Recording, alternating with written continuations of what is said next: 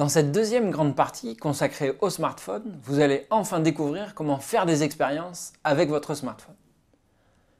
Avant de décrire les expériences, je vous propose de vous montrer l'étendue de ce qu'il est possible de réaliser.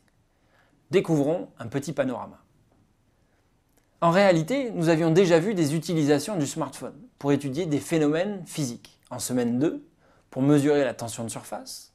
En semaine 3, pour étudier la loi de Malus avec des lunettes 3D.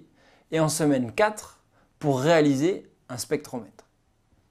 Nous allons dans la suite étendre l'utilisation du smartphone à des expériences de mécanique, d'acoustique et d'optique. Et nous verrons qu'il est possible de transformer son smartphone en microscope pour observer des cellules. Nous allons donc présenter en détail 6 expériences environ qui illustreront l'utilisation du smartphone dans différents domaines de la physique. Mais plusieurs autres expériences sont possibles, que nous avons réalisées ou qui ont été réalisées dans la littérature, comme par exemple la mesure de décroissance radioactive. Au final, un smartphone permet de faire des expériences en mécanique, en acoustique et en optique, ce qui permet vraiment d'utiliser le smartphone dans plusieurs domaines scientifiques.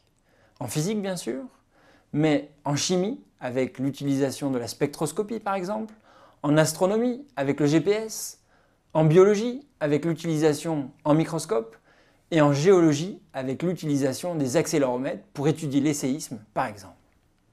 Cette science que l'on pourrait appeler la smartphonique devient un élément incontournable pour les curieux de science que nous sommes, car elle permet de réaliser des expériences n'importe où, simplement.